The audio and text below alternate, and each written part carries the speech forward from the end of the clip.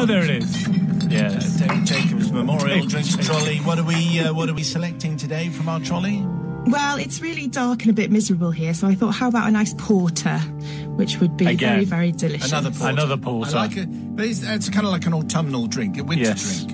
What do you mean another porter? We had porter last night, didn't we? No, it was wine last night. It was wine? Don't pay attention to me, do you? No. Today's confession comes from Not Another Nigel. That's how it's signed. Yes. Because there are a lot of Nigels sending in their stories. Dear Father Simon, Sister Susie, Brother Matthew, the Supreme Order of Forgiveness. My confession takes place in 1977. It's the year of Star Wars at the cinema, Shawaddy Waddy in the charts, multicoloured swap shop on the telly. I was 10 at the time and living in Bristol. So just round the corner from Sister Susie's pub. Although I didn't know anything about that at the time. My dad had arranged a weekend away for us to stay with an old friend of his from his youth.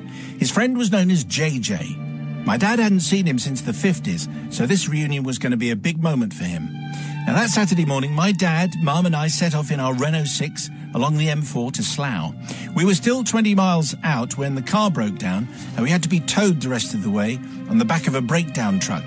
We eventually pulled up outside JJ's 5-bedroom house, and I couldn't help but noticing the shiny new Jaguar XJ6 sitting on their driveway.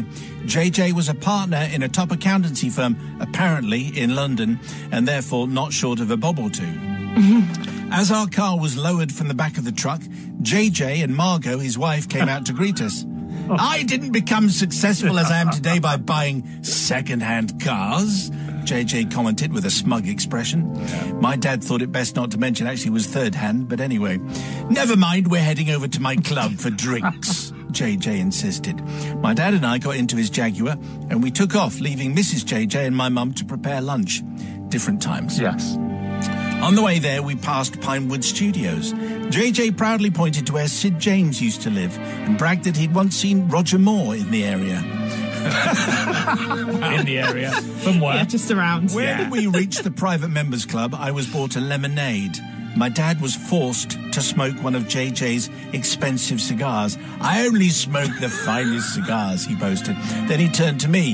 Hey, boy, he said. JJ was looking my direction.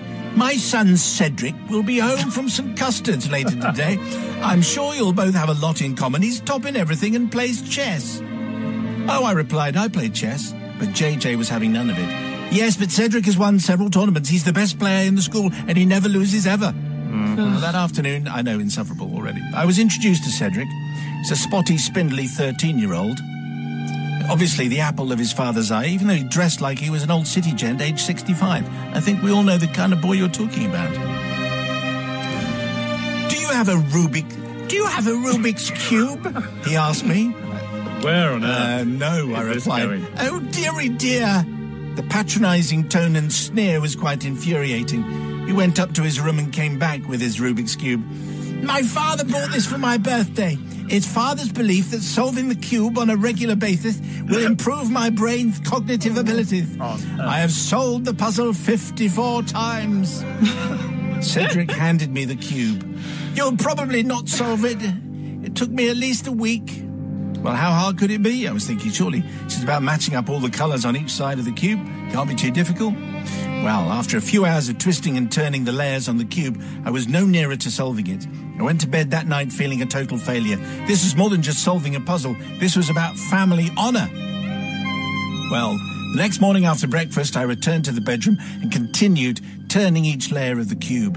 After an hour, I was getting nowhere, and suddenly an idea struck me. I started peeling off the coloured stickers on some of the pieces and then restuck them back on so that each side had matching colours. I felt like a genius.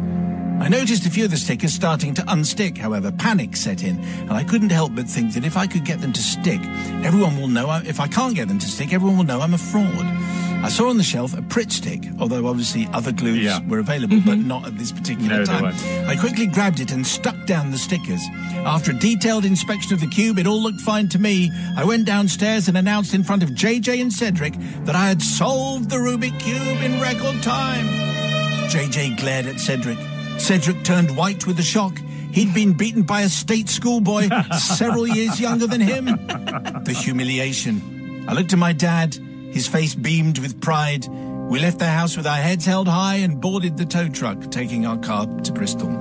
Therefore, I need to ask forgiveness from Cedric, who had to live with the family humiliation for at least a few days, or whenever it was the stickers finally started to peel off, and he would discover that actually I was a cheat after all. Well, I don't think we've had a Rubik's Cube confession, so that's a very nice edit. I thought so. Yes, Yeah. excellent.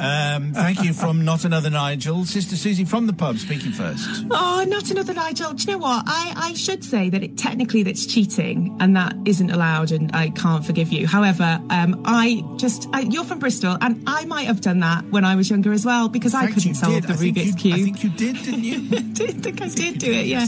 So I'm going to forgive you because I would have forgiven myself. So there you go. Brother from another gutter. Well, obviously, I'm just going to forgive based on the voices because that truly was pushing back the boundaries yet again.